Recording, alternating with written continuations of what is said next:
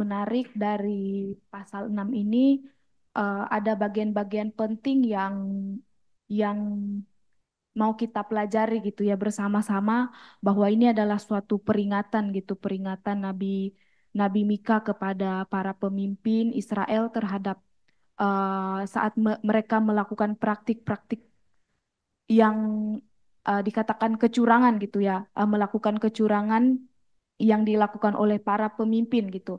Nah, di mana seorang nabi yang memiliki kerelaan hati menegur umat Israel yang terus melakukan pelanggaran di hadapan Allah. Nah, itulah yang dilakukan oleh Nabi Mika gitu ya. Nabi Nabi Mika, dan bagian-bagian penting itu pun ada, saya mencatat di sini ada 3 hal gitu ya, yang di ayat yang sudah kita baca tadi, di ayat 8. Nah, di mana di sana sebenarnya bukan apa ya, bukan bukan berupa apa yang dipersembahkan oleh oleh bangsa Israel itu gitu kepada Tuhan, tetapi bagaimana eh, hal yang penting yang mau ditegaskan di sana, yaitu adalah ada 3 hal. Yang pertama ada adil, mencintai kesetiaan, bahkan rendah hati. Nah, itulah hal yang mau ditegaskan gitu ya oleh oleh Mika gitu ya di dalam kebenaran firman Tuhan. Oke, sebelum kita eh, lebih diskusi tentang kebenaran firman Tuhan ini, kita akan mendengarkan sharing dari Saudara Idi. Waktunya 15 menit, saya persilahkan.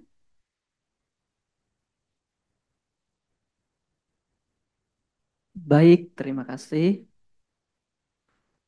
Saya akan menyampaikan apa yang saya dapatkan dari pembacaan firman Tuhan, terkhusus di dalam kitab Mika pasal yang ke-6 ini, ayat yang pertama sampai dengan ayat yang ke-16.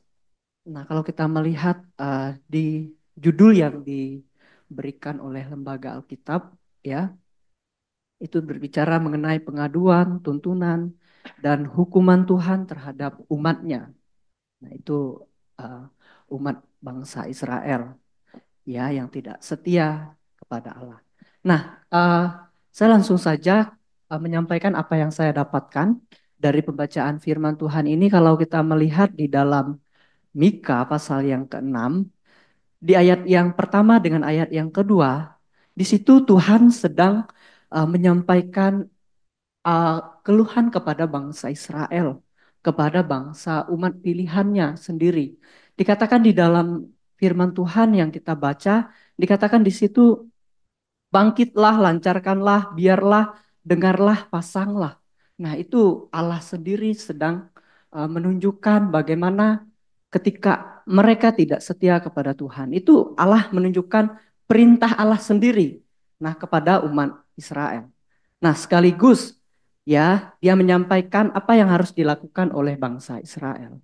Dan di situ juga Allah menunjukkan bahwa hal yang harus dilakukan mereka itu adalah gambaran, ya, gambaran ketika Allah ingin menyuruh bangsa Israel untuk tetap setia kepada Tuhan, ya. Itu adalah gambaran. Ya, penting sekali. Di sini Allah menggambarkan bahwa ketika umat Israel, ketika umat Allah, ya, sendiri tidak mau mendengarkan apa yang Tuhan katakan, di situ Tuhan sedang bersaksi di hadapan eh, yang tak tergoyahkan. Di situ dikatakan di depan gunung-gunung, di bukit-bukit, ya. Bumi itu dia disebutkan bahwa bumi itu sebagai fondasi yang kuat, digambarkan oleh seorang nabi di sini, yaitu Nabi Mika. Nah, ini adalah gambaran ketika Allah melihat bahwa umatnya jauh dari Tuhan. Ini menjadi pelajaran bagi kita. Ketika kita memang uh, ketika kita jauh dari Allah, Allah itu bisa menggunakan apa saja yang Dia kehendaki. Ya, ketika kita tidak mau dipakai oleh Tuhan. Ini adalah gambaran. Ya, dikatakan sebab Tuhan mempunyai pengaduan atau keluhan terhadap umatnya dan Ia menghukum atau melawan serta berperkara pada umat atas Israel. Nah, itu gambaran. Terus di ayat yang ketiga dengan ayat yang kelima, Allah sedang bertanya kepada bangsa Israel. Dan bangsa Israel, mereka sebenarnya Allah ingin mereka itu mengerti apa yang Allah tunjukkan di dalam setiap kehidupan mereka. Ya, kehadiran mereka. Bahkan ketika mereka di dalam uh, tanah perbudakan, di sini juga digambarkan di ayat yang keempat, digambarkan siapa sih orang yang diutus oleh Tuhan untuk memimpin mereka, yaitu di situ disebutkan ada tiga, itu ada Musa, Harun, dan Miriam. Itu sebagai penuntun, pemimpin mereka ya. Orang-orang yang memimpin mereka, mereka berjalan di depan bangsa Israel untuk mereka menuju ke tanah yang sudah Tuhan janjikan kepada mereka. Nah, itu adalah gambaran yang nyata gitu. Ketika bangsa Israel mereka eh, mereka tidak mampu, Tuhan mengutus orang yang mampu untuk memimpin mereka. Ya. Terus di ayat yang keenam dengan ayat yang ketujuh itu adalah jawaban umat umat Allah, di mana mereka mempertanyakan apa sih yang harus kami berikan Tuhan kepadamu, apa yang harus kami persembahkan kepadamu Allah, ketika kami sudah melakukan setiap apa yang berkenan di hadapanmu. Nah, mereka mempertanyakan itu, tetapi apa yang dijawab oleh Tuhan di ayat yang ke-8 seperti yang sudah Pamela sampaikan, di situ ada tiga hal yang ingin Allah nyatakan di dalam setiap kehidupan mereka, yaitu berlaku adil, ya, jujur, tidak memihak. Allah itu tidak memihak kepada satu bangsa, dan Allah juga mengingatkan mereka untuk tetap satu, untuk tetap adil dan menuju kepada kesatuan, yaitu tetap setia. Yang kedua itu tetap setia. Setia dalam apa? Mencintai kesetiaan Allah, berbicara tentang ketaatan, setia, berbicara mengenai bukti kasih Allah kepada umat Allah, yaitu mereka yang taat, mendengar dan melaksanakan firman Tuhan itu sendiri. Itu berbicara mengenai bagaimana Allah menepati janji yang sudah Ia nyatakan. Terus yang ketiga, yang Allah inginkan bukan berbicara mengenai persembahan, yaitu hidup dengan rendah hati, lebih kepada melakukan apa yang Allah ingin lakukan di dalam setiap kehidupan mereka, bukan mementingkan diri mereka sendiri, ya. Ketiga hal ini adalah sifat Allah yang Allah inginkan di dalam setiap kehidupan bangsa Israel pada waktu itu. Nah, di ayat yang ke-9 sampai dengan ayat yang ke-12 diingatkan kembali ya, diingatkan lagi untuk mereka tetap setia kepada Tuhan, untuk mereka tetap mencintai keadilan tersebut. Nah, kenapa? Ya, itu terjadi di sana di ayat yang ke-11, di ayat yang ke-11 dengan ayat yang ke-12, di situ dikatakan ada sesuatu terjadi di dalam setiap kehidupan mereka, ya, yaitu berbicara mengenai kekerasan, kecurangan, penindasan, penipuan kepada orang yang lemah. Ya, di ayat yang ke-13 sampai ayat yang ke-15 Allah memberikan hukuman. Ya, apa yang Allah nyatakan di situ di ayat yang ke-13 sampai dengan ayat yang ke-15 itu, di ayat yang ke-13 dikatakan, maka aku akan memukul engkau. Nah, ketika mereka tidak melakukan keadilan, ketika mereka tidak setia, ketika mereka hidup tidak rendah hati, maka mereka mendapatkan hukuman yang layak untuk bangsa umat pilihan Allah. Ya, yang kedua itu menanduskan engkau. Nah, ini adalah gambaran di mana kesalahan mereka itu di sana ada kecurangan, ada kekerasan, penipuan, bahkan berkata dusta. Nah, itu Allah tidak suka.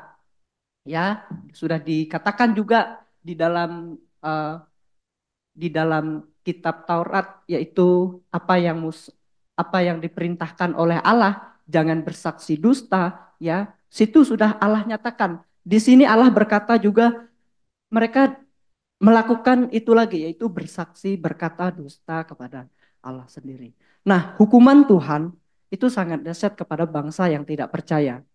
Apa yang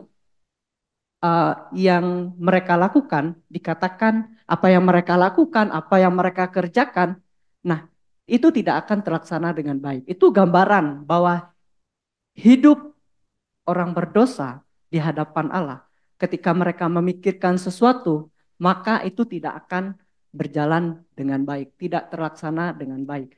Apa yang kau selamatkan akan kuserahkan. Itu ditegaskan. Apa yang kau selamatkan akan kuserahkan. Ya, itu menandakan bahwa dosa tidak berkuasa. Ya, hukuman Allah tetap berjalan, keadilan Allah tetap ada. Ya, terus di ayat yang ke-15 itu gambaran menunjukkan bahwa Allah sedang menunjukkan hukuman kepada umat Allah, umat Israel, umat yang dipilih Tuhan, yang dimana mereka tidak hanya Allah tidak hanya memperkatakan ini yang harus saya lakukan, ini yang akan saya berikan. Tapi perkataan itu Allah nyatakan di dalam setiap kehidupan mereka. Di sana ada keadilan, di sana ada kesetiaan, di sana ada rendah hati. Itu yang sebenarnya yang Allah inginkan di dalam setiap kehidupan mereka. Mereka bertanya, apa yang harus kami berikan kepadamu Tuhan? Tuhan ingin mereka melakukan setia, mencintai kebenaran, hidup dalam rendah hati. Nah, di ayat yang ke-16 itu Allah yaitu memberikan gambaran, contoh ya, orang yang berdosa pada waktu itu, yaitu ada Omri dan Ahab. Ini adalah gambaran orang yang tidak eh, yang sangat tidak baik ya dalam memimpin, dalam kehidupan. Mereka melakukan penyembahan kepada dewa dan mereka uh, memimpin seenak-enak mereka. Dalam arti mereka tidak menjalankan keadilan, menjalankan kesetiaan, menjalankan hidup rendah hati yang Allah nyatakan tadi itu. Nah, itu adalah gambaran di mana Allah menghukum mereka dengan perbuatan yang sudah mereka lakukan. Terus apa yang dapat kita pelajari dari firman Tuhan ini? Dari Mika pasal 6 ini. Yang pertama, Allah memberikan kepada kita itu kesempatan untuk berbalik kepadanya. Selalu Allah memberikan kesempatan itu kepada kita. Tapi terkadang kita yang tidak mau, ya. Terkadang kita yang salah mengambil tindakan. Itu. Terus yang kedua, Allah mau umatnya itu tertib, mencintai kesetiaan, keadilan Allah, hidup rendah hati, sifat-sifat Allah itu harus ada dalam setiap kehidupan mereka, yaitu untuk kita semua, bukan hanya uh, orang pada waktu itu, tapi sekarang konteksnya kepada kita. Ya, dulu konteksnya kepada bangsa Israel. Sekarang ya, kita adalah umat Allah. Kita adalah umat yang menjalankan apa yang sudah Allah ajarkan di dalam firman Tuhan. Uh, Amin untuk firman Tuhan kita pada malam hari ini saya serahkan kepada Pamela. Baik, terima kasih untuk Saudara Idi yang sudah eh, menyampaikan kebenaran firman Tuhan melalui sharing pada malam hari ini. Ada beberapa hal yang disampaikan tadi oleh Saudara Idi. Nah, di mana eh, yang pertama itu bahwa Tuhan menyampaikan keluhan bangsa Israel gitu ya. Nah, itu ditunjukkan tadi eh, supaya Allah sendiri gitu ya yang mengungkapkannya gitu kepada bangsa Israel seperti itu. Dan kemudian apa yang dilakukan Allah itu juga tadi disampaikan bahwa suatu gambaran gitu ya, gambaran yang Allah lakukan terhadap umatnya dan itu sekaligus suatu teguran gitu, suatu teguran yang yang Allah sampaikan gitulah kepada umatnya supaya umat ini bisa menyadari gitu ya, menyadari apa yang mereka lakukan. Dan yang ketiga itu tadi saya juga menyimak bahwa bahwa Allah itu mengutus gitu ya. Allah mengutus orang-orang yang mampu untuk memimpin mereka gitu, khususnya untuk bangsa Israel tadi. Nah, ini dikatakan ya eh, Mika gitu ya. Nah, kemudian sama hal yang mau ditekankan tadi di sana di ayat yang ke-8 itu ada tiga hal gitu. Ada adil, mencintai kesetiaan, dan rendah hati. Nah, dari adil ini bagaimana setiap umat Allah gitu ya, bahkan setiap kita gitu harus harus berlaku adil gitu. Ketika ada hal yang salah, nyatakanlah itu salah seperti itu. Ketika itu benar, nyatakanlah benar. Nah, ini yang di bagian pertama. Kemudian mencintai kesetiaan Allah. Nah, ini tadi dikatakan juga bahwa setiap kita gitu atau setiap umat diharapkan eh, diharuskan bahkan setiap kita eh, mau taat akan perintah Allah gitu. Harus taat kepada perintah Allah itu dengan segenap hati kita, dengan hati yang tulus gitu. Nah, kemudian rendah hati. Nah, artinya eh, tidak merasa dirinya lebih baik gitu ya, tidak merasa dirinya lebih benar daripada orang lain, tetapi bagaimana dia terus rendah hati dan terus melakukan apa yang Tuhan kehendaki di dalam kehidupannya. Seperti itu. Kemudian eh, di sini juga saya mendapatkan dari saudara Idi bahwa dosa itu tidak berkuasa gitu ya, tidak berkuasa atas kehidupan manusia ketika Allah eh, melakukan keadilannya gitu, ketika dia bertindak seperti itu ya, dan keadilan Allah yang membuat bahwa dosa itu tidak ada apa-apanya gitu, bahwa eh, di sini mengingatkan kita bahwa Tuhan yang terus memimpin gitu ya, ketika kita mau terus berharap dan berserah kepadanya. Kemudian para pemimpin ini seperti yang kita ketahui tadi, para pemimpin Israel ini melakukan sesuatu hal yang yang sangat jahat gitu ya, yang sangat jahat. Bahkan mereka dikatakan di sana memimpin sesuai dengan keinginan mereka gitu ya, sehingga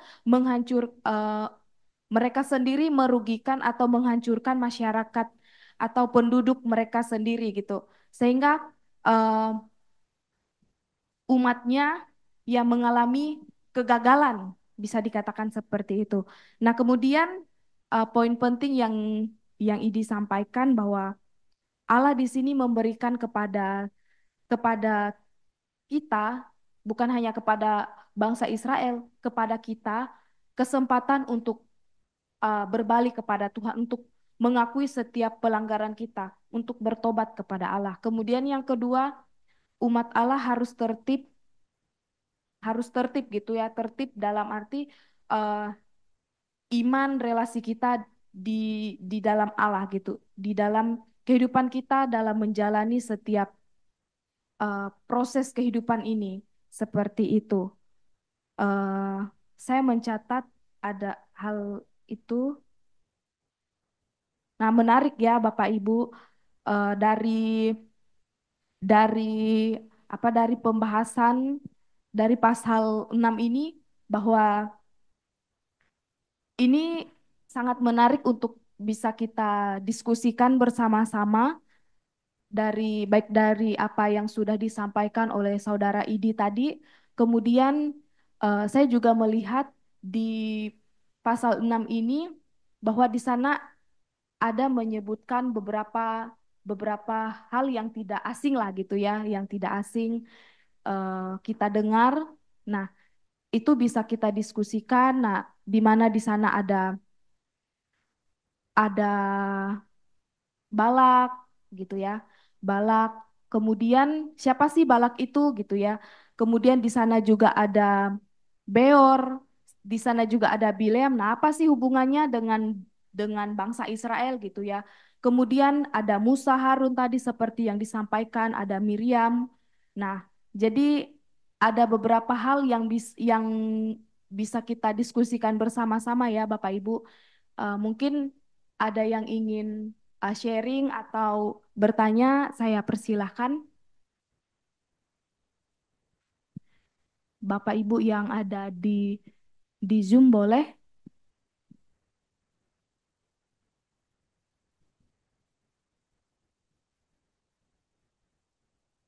atau yang ada di Wisma bersama.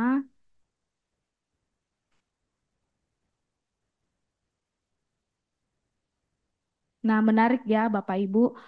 Di di bagian ini eh siapa itu Moab gitu ya, dan apa hubungannya gitu ya.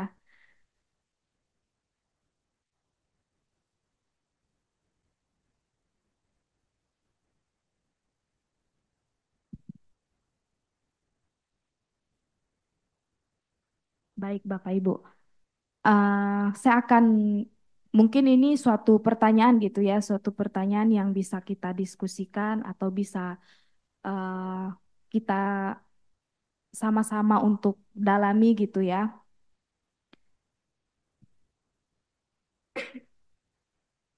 Nah, eh,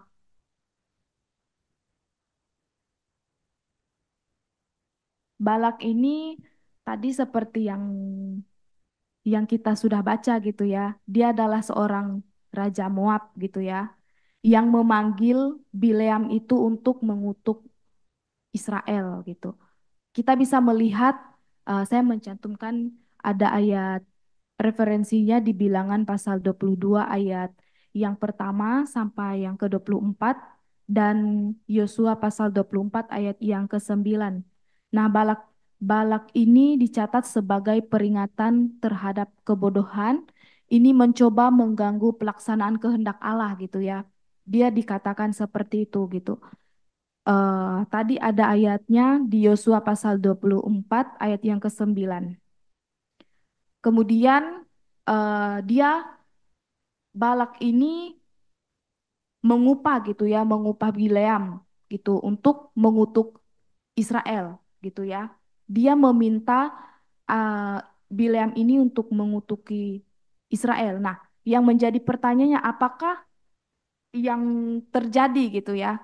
Apa yang terjadi ketika Balak ini meminta Bileam untuk mengutuk gitu? Apakah itu dilakukan atau seperti apa? Nah, itu bisa kita eh, diskusikan bersama-sama.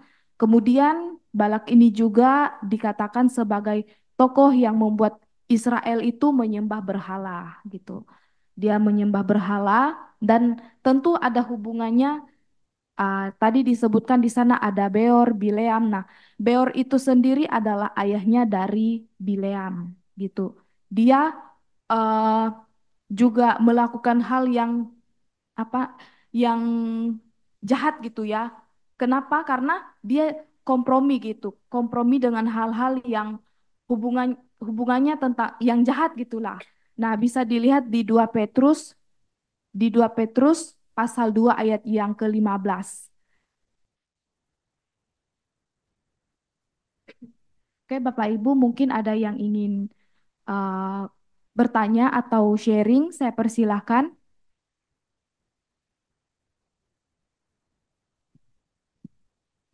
Oke, Pamela, terima kasih. Baik, Pak. Ya, kasihan kamu nanti kamu jadi pengupas firman Tuhan, bukan moderator lagi saya lihat. Baik, saya mau nambahkan apa yang sudah garis-garis besar tadi Pamela sampaikan untuk merangsang kita untuk mendiskusikan poin-poin itu. Kenapa dikaitkan dengan Moab, kenapa dikaitkan sama Bilam dan lain sebagainya tadi sudah sebagian besar Pamela sudah sampaikan.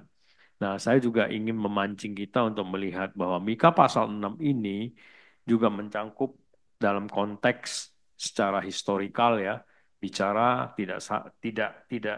tidak beranjak dari inti daripada Mika secara keseluruhan, baik pasal 4, pasal 5 juga dibicarakan soal keadilan.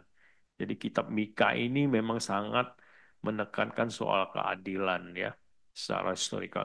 Secara budaya Israel konteksnya saat itu adalah mereka memang melacurkan diri ya. Jadi mereka itu tidak setia, sekali lagi tidak adil dan penegakan keadilan bahwa Tuhan adil ya tadi bla bla sudah dijelasin sama Idi juga bahwa dosa itu tidak berkuasa, dosa tetap dosa yang harus diadili oleh Tuhan ya, akan mendapatkan penghukuman dari Tuhan.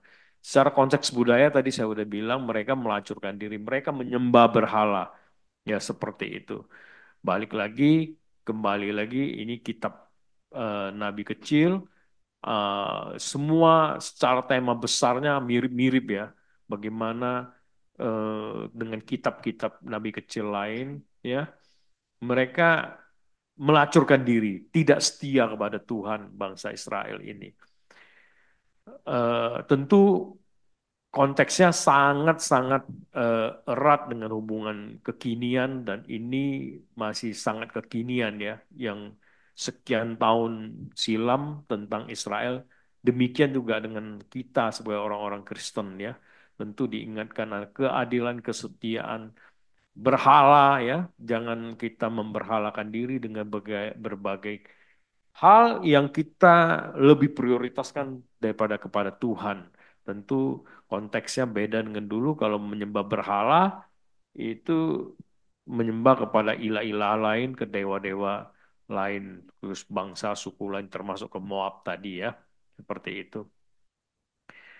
Pesan secara teologisnya jelas ya bahwa tadi sudah dikatakan masih dibuka pintu kesempatan untuk bertobat ya. Mari tentu pertanyaan di awal tadi saya lihat ini menjadi bagian yang saya juga dapatkan yang bisa diaplikasikan di hidup saya, mungkin Bapak Ibu juga, bahwa bertobat tidak cukup sekali, tetapi didahului oleh Kristus yang sudah berkorban, darahnya ditumpahkan untuk kita. Dan ini menjawab apa yang harus kami persembahkan kepada Tuhan, ya di ayat berapa tadi, apa yang harus kami lakukan kepada Tuhan. Tidak mungkin segala suatu upacara keagamaan dan apa yang dikerjakan manusia bisa sampai kepada Tuhan jikalau belum ada Yesus Kristus yang sudah merendahkan diri datang ya dari keagungannya dalam kehinaan menebus kita berdosa. Kalau kita sudah mengalami keselamatan di dalam Tuhan, maka kita bisa melakukan tindakan keadilan, kesetiaan, kerendahan hati yang ini yang menjadi tuntutan Tuhan kepada kita orang percaya masa kini. Jangan hidup di dalam keberdosaan, karena itu akan menghancurkan kita, bahkan membuat kita keinginan dosa, keinginan-keinginan yang ditawarkan dunia ini hanya bersifat sementara yang nanti akan membuat kita lonely, kekosongan di situ ya disinggung ya di ayat-ayat terakhir seperti itu. Itu Pamela yang saya mau bagikan kepada kita, barangkali teman-teman lain juga nanti mungkin ada lagi. Jauhkan dari kekerasan, tipuannya harus jujur kita. Terima kasih. Baik, Pak. Terima kasih, Pak. Ada banyak hal ya tadi yang sudah disampaikan oleh Pak Heri kepada kita tentang keadilan Allah, bahkan penyembahan berhala, dan umat itu dikatakan sebagai umat yang tidak setia, bahkan dikatakan melacurkan diri, melakukan penyembahan berhala seperti itu. Nah, jadi uh, pesan teologisnya yang mau kita pelajari gitu ya, bahwa Allah sudah memberi kesempatan gitu ya untuk kita bertobat dan terus merendahkan diri di hadapannya dan jangan dosa itu terus kita lakukan sehingga menghancurkan hidup kita seperti itu. Mungkin dari Bapak Ibu ada lagi yang ingin menanggapi dari uh, yang disampaikan Pak Heri atau Saudara Idi. Saya persilahkan mungkin dari Ibu Lumongga.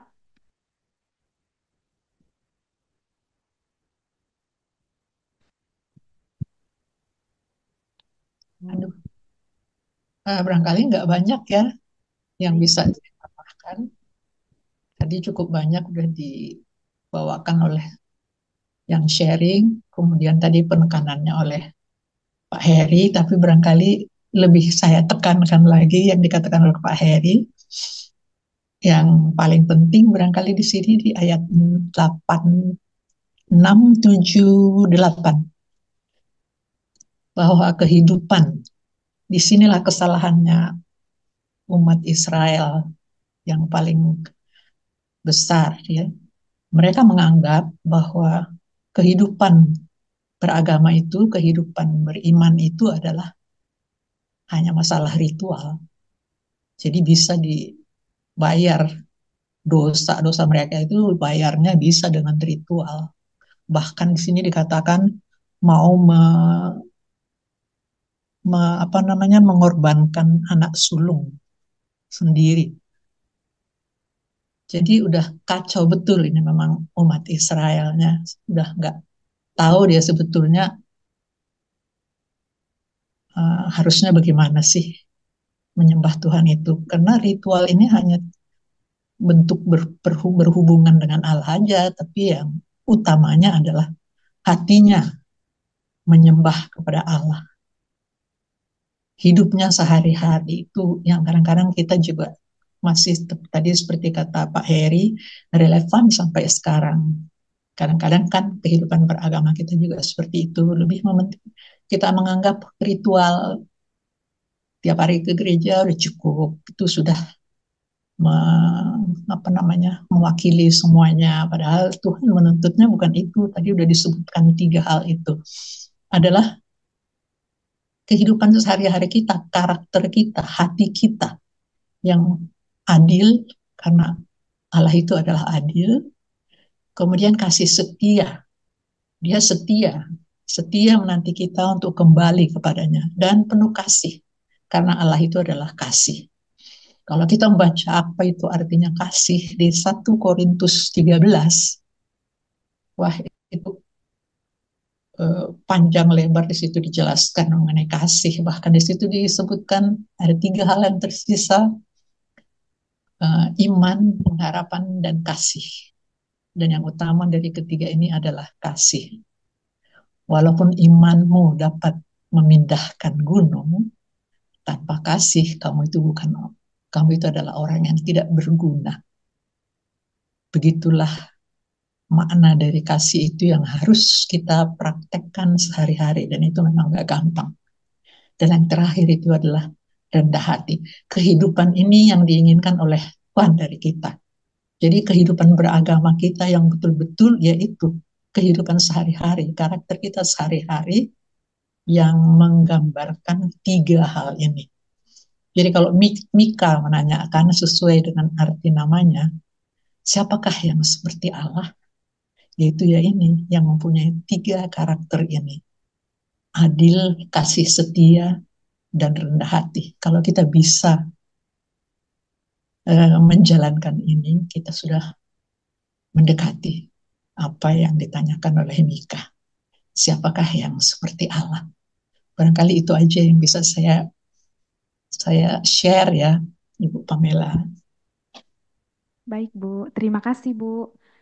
Tadi banyak hal ya yang juga disampaikan oleh Ibu Lomongga tentang bangsa Israel ini khususnya yang ada di ayat 6, 7, dan 8 bahwa eh, mereka menjadikan ritual itu sebagai hal yang utama gitu ya dan itu penting gitu menurut mereka tetapi sebenarnya mereka tidak menyadari gitu ya bahwa itu salah gitu tetapi yang dilihat di sini adalah bagaimana tentang hati berbicara tentang karakter yang dilakukan umat Israel gitu ya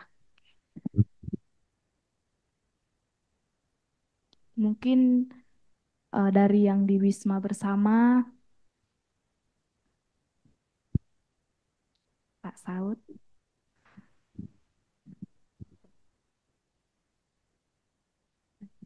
Mungkin yang di Zoom mungkin ada yang ingin menyampaikan, dipersilahkan. boleh menanggapi dan boleh sharing.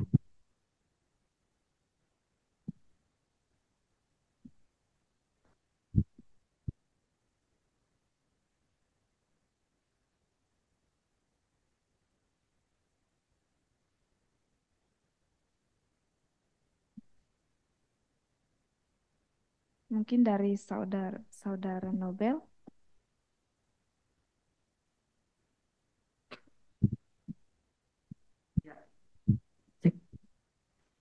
Ya, terima kasih untuk kesempatannya. Eh, ini sebuah pembahasan yang menarik kalau kita bahas pada malam hari ini. Saya juga tadi sempat mengambil satu pernyataan yang kemudian disampaikan oleh saudara Idi terkait bagaimana dia membahas tentang di ayat yang ke-8 berlaku adil, mencintai, kesetiaan, rendah hati dan sebagainya. Lalu sempat ada pertanyaan yang eh, dia sampaikan bagaimana dia mengatakan bahwa Allah adil kepada setiap bangsa. Lalu sempat muncul pertanyaan besar di kepala saya, kalau kemudian kita mau bilang Allah adil, kenapa kemudian setiap kali apa namanya bangsa Israel berpelan dengan bangsa lain, lalu bangsa Israel yang kemudian harus dimenangkan. Meskipun ada beberapa case yang menceritakan bahwa bangsa Israel juga dimenangkan pada waktu itu. Ini merupakan sebuah pertanyaan besar yang kalau kita mau sama-sama mempertanyakan, kalau kemudian Allah mau mengajarkan sebuah keadilan kepada bangsa Israel pada waktu itu, keadilan yang seperti apa? Bagaimana kemudian kalau kita mau melihat sejarah tentang bagaimana Allah mengasihi bangsa Israel dan juga ini merupakan bentuk janji yang kemudian telah Allah tetapkan sejak dulu. Di satu sisi kita akan melihat bahwa perjalanan Allah dengan bangsa Israel itu satu sisi Allah memberikan sebuah keadilan, tapi kalau kita mau melihat juga ada juga bangsa lain yang kemudian di bumi hanguskan oleh Allah. Dan kalau kita mau melihat lagi, sebetulnya kesalahan tidak hanya terletak kepada bangsa-bangsa di sekitar bangsa Israel, lalu tapi juga bangsa Israel adalah bangsa yang kalau sudah seperti yang disampaikan oleh Pak Heri tadi, bagaimana bangsa Israel adalah bangsa yang kemudian menghancurkan diri dengan bangsa-bangsa yang lain. Dan kadang juga ketika kita merenungkan pembacaan kita pada saat ini lebih dalam lagi, ada kemungkinan kitalah bangsa Israel yang atau sikap yang dilakukan oleh bangsa Israel pada waktu itu mencerminkan kita pada saat ini, di mana kita kadang melakukan rutinitas ibadah kita hanya sebatas ya rutinitas saja, tapi kemudian melihat uh, pergaulan hidup kita jauh daripada apa yang dikatakan oleh firman Tuhan. Terkadang pun dalam kehidupan kita, kita sering mempertanyakan di mana sih titik keadilan Allah ketika kita membandingkan kehidupan kita dengan katakanlah kehidupan uh, orang lain. Dan sungguh pembahasan yang sangat-sangat dapat memberkati kita semua di malam hari ini, bagaimana mengingatkan kepada kita betapa pentingnya untuk selalu kita bersikap adil dalam kehidupan kita dan uh, tetap setia di dalam kesetiaan Tuhan. Bagaimana Allah juga setia kepada kita sampai pada saat ini. Itu yang dapat saya sampaikan. Terima kasih. Baik, terima kasih Nobel. Kita sudah mendengar dari apa yang disampaikan oleh Nobel gitu ya. Bagaimana dia mempertanyakan di mana sih titik keadilan Allah gitu ya. Dari setiap perjalanan kehidupan tadi khususnya bangsa Israel gitu ya. Kemudian eh, di akhir pertanyaannya tetapi di sini mengingatkan kepada kita bahwa kita diingatkan untuk tetap setia dalam kesetiaan Tuhan seperti itu. Mungkin dari Bapak Ibu ada yang ingin menjawab gitu ya atau menyampaikan pendapatnya terhadap pertanyaan yang disampaikan oleh Nobel. Saya persilahkan. atau yang hal lain yang ingin dibahas juga dipersilahkan.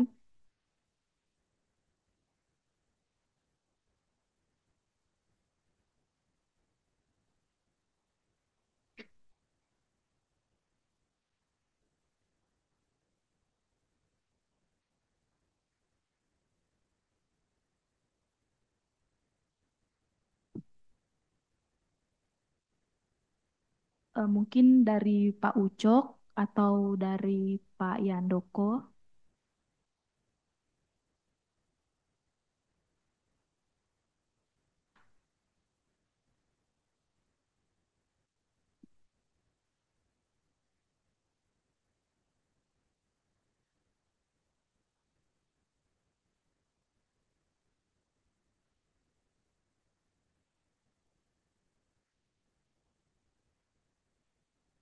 Kalau saya mau nyangka sedikit apa yang tadi disampaikan Nobel ya. Nanti sedikit lah, biar cepat. Nanti yang lain-lain bisa kebagian. Jadi ada beberapa hal ya, eh, Saudara Nobel kalau menurut saya, kita melihat seakan-akan Tuhan tidak adil. Seperti contohnya, kenapa Tuhan terlalu berpihak pada Israel? Seperti itu ya. Pertama, banyak ayat firman Tuhan mengatakan Tuhan bertindak atas mendengarkan seruan bangsa umatnya karena ditindas ya. Jadi berseru mereka di situ ada berbalik mengandalkan Tuhan itu satu.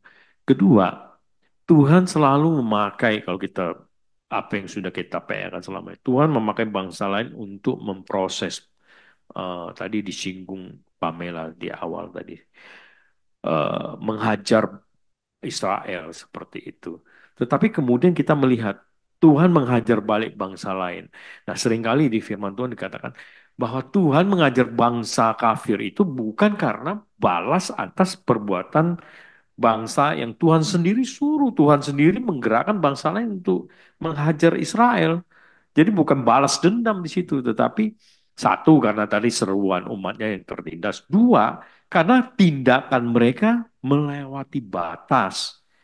Mereka diizinkan Tuhan, tetapi mereka bangsa lain itu mewakili tindakan kejahatan yang berlebihan terhadap umat pilihannya. Jadi ada dua hal yang berbeda. Tuhan balik menghajar bangsa lain bukan karena Tuhan membalas atas perbuatan kepada Israel, tetapi memang mereka jahat seperti itu. Itu yang kedua.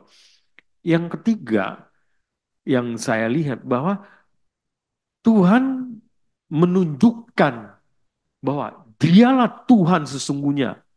Dia berkuasa atas bangsa lain. Karena bangsa lain berperang mewakili dewa-dewanya. Nah ini minggu lalu kita juga singgung. Jadi di dalam peperangan bangsa-bangsa negara-negara itu bukan hanya orangnya yang berperang, tapi dewanya yang perang juga.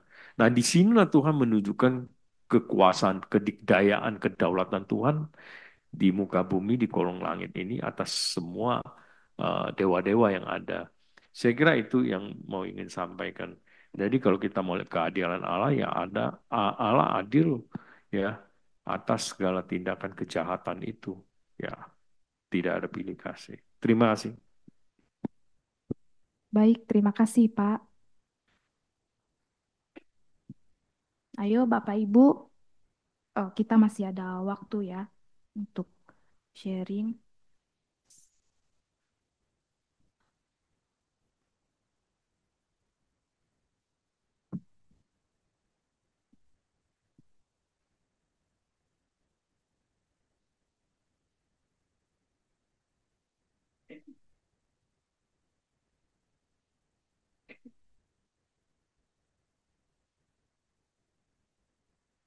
Baik Bapak Ibu, eh, ada hal yang mau kita bahas gitu ya. Nah,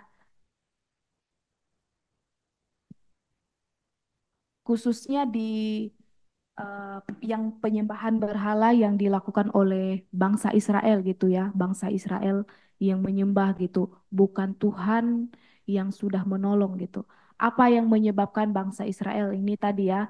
Nah, ketika murka gitu, ketika Allah murka itu melihat bangsa Israel gitu ya, murka kepada umatnya yang melakukan penyembahan berhala. Di sana dikatakan bahwa benarkah benarkah sekitar 24.000 orang gitu ya yang dihancurkan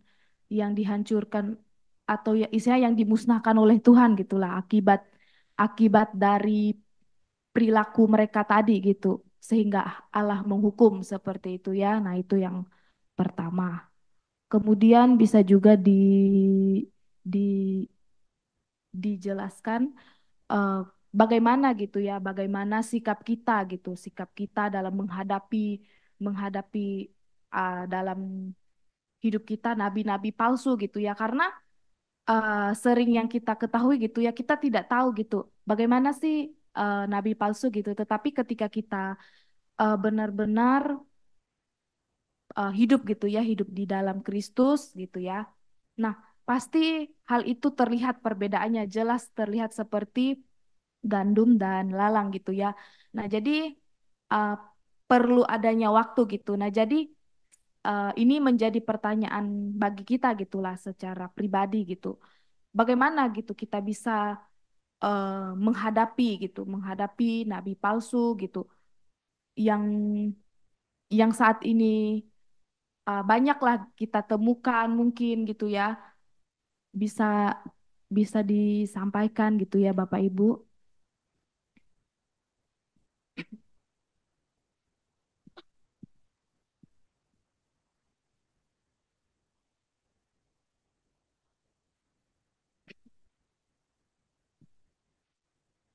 Mungkin dari Pak Saud. Pak.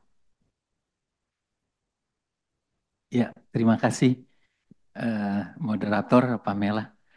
Kok saya melihat sekarang agak lesu ya, terutama di online.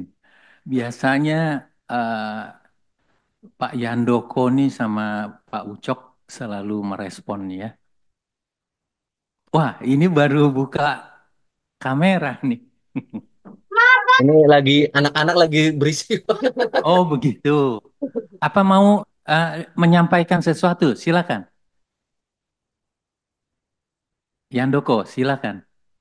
Sedikit aja sih Pak, mungkin eh, menanggap eh, apa yang saya bisa gambarkan ya. Jadi kalau kita membaca Mika 6 ini kan ini jelas disebutkan dari judulnya aja kita udah bisa tahu nih gugatan Tuhan terhadap umatnya. Nah kalau kita bilang gugatan itu kan biasanya kan terjadi misalnya kalau kita tahu itu kan kayak di pengadilan ya. Jadi ada ada pihak penggugat. Nah, di sini mungkin Tuhan dia sebagai penggugat, dia sebagai apa biasanya kalau penggugat itu jaksa, dia sebagai hakim, terus kita atau umat itu yang sebagai terdakwanya. Nah, mungkin Nabi di sini sebagai pengacaranya. Nah, jadi Tuhan tuh sampai menggugat kita loh. Tuhan tuh sampai menggugat umatnya. Dan itu hal yang apa namanya? Itu hal yang harusnya membuat kita tuh ini Tuhan yang pencipta kita itu menggugat apa yang diciptanya itu kan menunjukkan sesuatu apa ya mungkin kekecewaan dari dia kan gitu makanya sampai dibilang tadi tuh di ayat 3 itu apakah yang telah kulakukan kepadamu loh kenapa ap- apakah yang telah kulakukan padamu dengan apakah engkau telah kulelahkan Tuhan tuh sampai sampai bingung gitu kok apa yang sudah kau minta ku berikan mungkin apa yang sudah apa namanya apa yang kau perlukan kusediakan bahkan dibilang tadi yang tadi disinggung masalah Bileam itu kan dibilang mau mengutuk Israel tapi begitu dia mau mengutuk ternyata dia malah jadi memberkati sampai sampai seperti itu nah makanya Tuhan tuh menggugat kita nih kenapa kenapa kita bisa sejahat itu terus di ayat dimulai di ayat berapa ini di ayat 6 kita menjawab nih kan tadi kan digugat nih terus kita menjawab "Eh, Tuhan kami kan udah apa namanya itu tadi bilang memberikan kurban bakaran, memberikan anak lembu yang muda, anak lembu 1 tahun, bahkan kita menawarkan Tuhan kami akan memberikan ribuan domba jantan. Tapi ternyata bukan itu yang Tuhan mau. Makanya disebutkan di ayat selanjutnya disebutkan ya Tuhan mau itu nggak perlu, semuanya itu nggak perlu kalau kita nggak punya kebenaran, kita nggak berlaku adil, kita nggak mencintai kesetiaan. Nah, ternyata itu yang Tuhan mau dari kita, itu yang Tuhan mau eh, dari umatnya. Dan karena kita tidak punya itu, makanya disebutkanlah di ayat selanjutnya, itulah hukuman-hukumannya kita. Itu yang akan terjadi sama kita. Tuhan nggak mau lagi mendengar kita. Tuhan akan membiarkan kita. Dan itu yang sangat mengerikan. Kalau Tuhan sampai membiarkan kita, kita menabur tapi nggak menuai, kita menggirik tapi tidak mendapatkan minyak. Mau jadi apa kita? Kayak sama seperti tadi yang dibilang eh, siapa Nobel ya? Yang Nobel kan eh, Tuhan tuh kalau misalnya tadi saya menangkapnya mungkin seolah-olah kayak Tuhan tuh pilih kasih gitu. Kenapa kok bangsa Israel? Kenapa kenapa nggak bangsa lainnya? Tapi kalau kita bilang kenapa bangsa Israel? Ya karena itu pilihan Tuhan. Kita nggak bisa menggugat Tuhan atas kenapa Tuhan memilih A bukan B. Sama misalnya kenapa Tuhan memilih Yakub dan bukan Esau.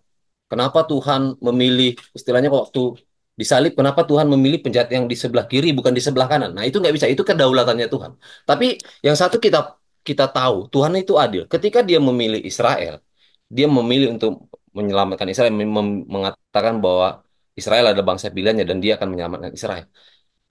Ketika Israel berbuat salah, Tuhan hukum. Ketika Israel berbuat yang nggak benar, Tuhan hajar. Bahkan hukumannya bukan main-main. Berapa kali dijajah, berapa kali apa namanya menderita sampai berpuluh-puluh tahun, bang. Tapi tetap ada janji keselamatan di situ. Jadi kalau secara pikiran manusia sebenarnya jadi Israel itu nggak enak. Sama seperti misalnya kalau kita misalnya kayak Yakub dan Esau. Tuhan memilih Yakub, yes. Tapi Tuhan menghajar Yakub. Tuhan menempa Yakub. Tuhan memberikan apa namanya Yakub salah, Tuhan hajar. Yakub ini Tuhan Tuhan hukum. Tapi Esau enggak. Esau tuh kita tahu dia dia menjadi dia berperang, dia ini ya dia jadi bangsa juga. Tapi Tuhan biarin dia. Nah, itu yang harus menjadi pertanyaan kita. Kalau sewaktu pun misalnya kita mengatakan kita adalah orang-orang yang dipilih Tuhan, kita harus cek sewaktu kita salah, Tuhan hajar kita nggak? Atau jangan-jangan kita sudah nyaman dengan dosa kita, dengan kesalahan kita, dan Tuhan membiarkan kita. Itu yang harusnya kita tahu. Mungkin itu yang bisa saya tambahkan. Terima kasih, Pak. Lanjutkan ya. Ya, terima kasih. Baik, Bapak, Ibu, serta saudara yang dikasihi Tuhan, saya hanya menambahkan apa yang sudah disampaikan dengan teman-teman ya, baik di onsite maupun di Zoom, begitu baik. Saya memulainya, tadi sudah diungkap tentang pencipta ya, Tuhan. Dan sesuai judul juga, pengaduan, tuntutan, dan hukuman Tuhan terhadap umatnya. Ya, artinya bangsa pilihannya, yaitu bangsa Israel dalam konteks Mika pasal 6. Percayakah kita Israel adalah bangsa pilihan Tuhan di perjanjian lama? Yuk kita cari bukti ya. Keluaran 19 ayat 5 dan 6. Berbunyi demikian. Tuhan bicara Tuhan bicara dengan Musa ya untuk disampaikan kepada tua-tua dan bangsa Israel. Keluaran 19 ayat 5 sampai 6. Jadi sekarang jika kamu sungguh-sungguh mendengarkan firman-Ku dan berpegang pada perjanjian-Ku, maka kamu akan menjadi harta kesayangan-Ku sendiri dari antara segala bangsa. Sebab akulah yang empunya seluruh bumi. Keenam, kamu akan menjadi bagiku kerajaan imam dan bangsa yang kudus. Inilah semuanya firman yang harus kau katakan kepada orang Israel. Jadi Tuhan karena kasih dan keadilannya, ia bisa lakukan kepada bangsa pilihannya. Nah, di perjanjian baru, bangsa pilihannya itu siapa? Dan apakah Tuhan tidak bisa lakukan hal yang sama? Bisa. Ini menurut saya. Mari kita buka umat perjanjian baru. Di 1 Petrus 2 ayat 9 dan 10. Tetapi kamulah bangsa yang terpilih, imamat yang rajani, bangsa yang kudus, umat kepunyaan Allah sendiri, supaya kamu memberitakan perbuatan yang besar dari Dia, yang telah memanggil kamu keluar dari kegelapan kepada terangnya yang ajaib. Kamu yang dahulu bukan umat Allah, tetapi yang sekarang telah menjadi umatnya, yang dahulu tidak dikasihani, tetapi yang sekarang telah beroleh belas kasihan. Saya ingin sedikit menyinggung masalah doktrin tentang perubahan atau kenapa akhirnya bangsa yang terpilih itu adalah gerejanya. Ya, jadi yang saya ketahui sampai sekarang, walaupun dalam proses belajar, ada doktrin dispensasional ya, yang menyatakan bahwa karena penolakan bangsa Israel terhadap Mesias, yaitu Tuhan Yesus sebagai Tuhan dan Juru Selamat, maka Allah menjalankan plan B, beralih kepada gereja. Begitu. Nah, tetapi ada tetap doktrin yang memang dari semula gereja mula-mula mengatakan nggak ada terjadi perubahan. Justru itu penggenapan Allah. Memang keselamatan datang dari bangsa Yahudi. Yohanes pasal 4. Ketika Tuhan Yesus memberikan satu transformasi tentang keselamatan yang datang dari bangsa Yahudi. Tetapi umat pilihan ini yaitu gerejanya, saudara dan saya dan orang percaya. Dan apakah Tuhan juga tidak bisa lakukan jika kita tidak taat setia? Bisa. Ini yang uh, menyangkut akhirnya nih nanti. Soalnya sudah beredar frase OSAS, one safe always safe. Ah itu boleh nanti uh, jangan diperdebatkan, diperbincangkan gitu ya, menarik sekali.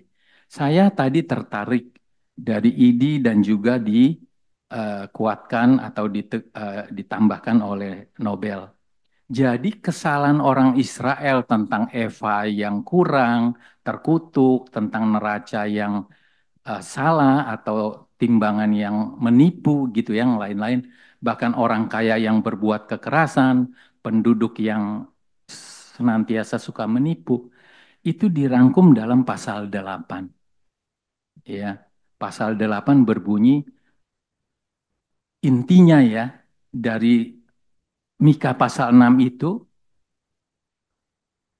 bukan Mika pasal 6 ayat 8 tadi tentang uh, tidak berlaku adil ya, tidak mencintai kesetiaan atau ketaatan, terus tidak hidup dengan rendah hati. Kenapa Tuhan katakan itu? Karena Tuhan telah melakukan 3 hal ini. Pertama, tentang berlaku adil. Ya, kita tahu dari Kejadian pasal 3 ayat 15. Justru karena kasih, karena keadilan Allah inilah anaknya harus mati. Terjadi substitusi kematian yang harusnya Adam mati di Firdaus, tapi digantikan oleh binatang. Itu sebagai tipologi. Dan antitipenya adalah penyalipan Kristus di atas kayu salib. Itulah adil. Jadi kalau konsep kasih karunia adalah yang memberi tidak berkewajiban, yang menerima kita tidak mempunyai hak sebenarnya, tapi diberikan Tuhan. Itulah Kristus kasih karunia. Kita diselamatkan oleh kasih karunia. bukan oleh iman, melalui iman. Efesus 2 ayat 8 sampai 10 kalau kita nanti mau gali. Jadi oleh kasih karunia pribadi itu yang menyelamatkan. Kristus itu sendiri, kasih karunia itu adalah pribadi, yaitu Yesus. Yang kedua, tidak mencintai kesetiaan, ya, itu Ibrani 5 ayat 7 sampai 9. Bagaimana sekalipun ia adalah anak, ia telah belajar menjadi taat dari apa yang telah dideritanya.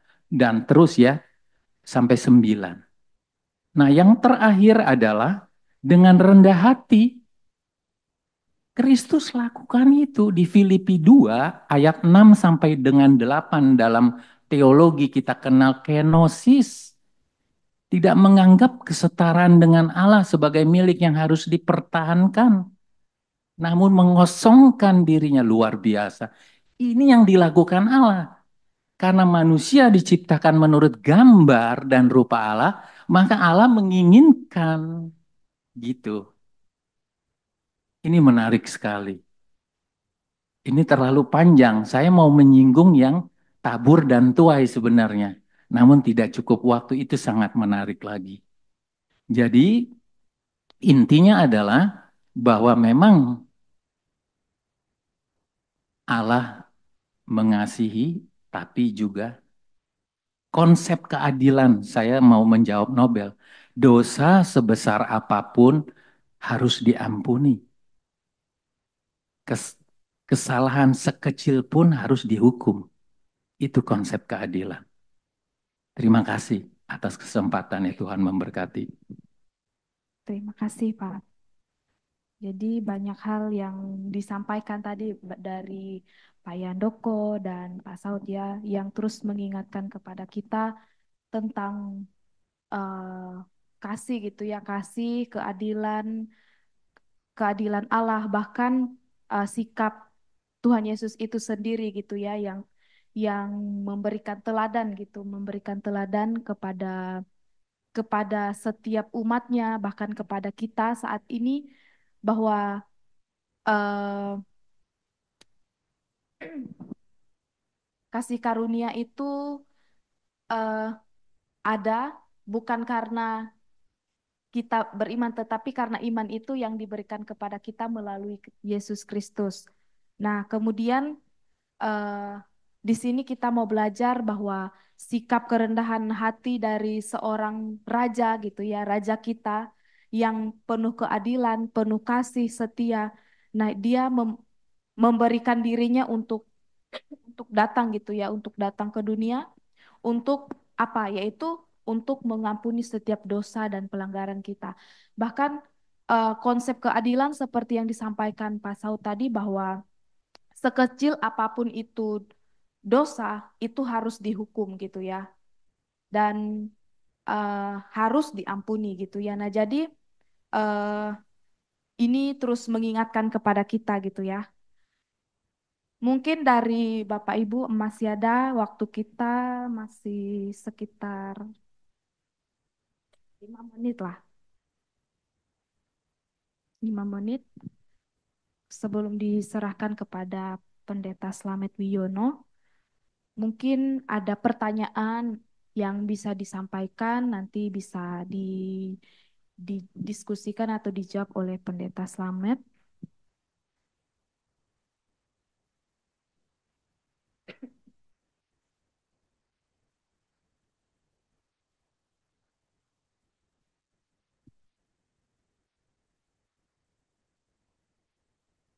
Mungkin dari Pak Gelen ada, Pak?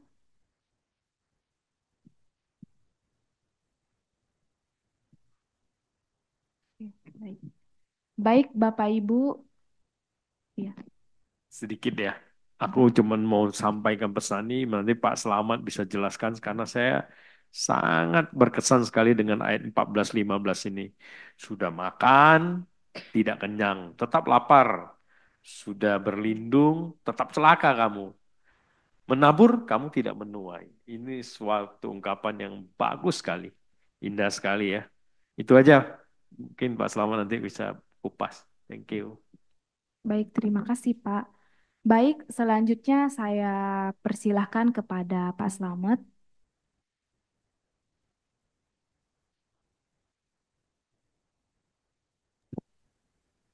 Terima kasih, Ella, sebagai moderator. Terima kasih, Bu. Nah, sudah banyak tadi yang kemudian dibahas. Ya, kiranya apa yang saya siapkan boleh juga memberkati kita sama-sama pada malam hari ini. Ya.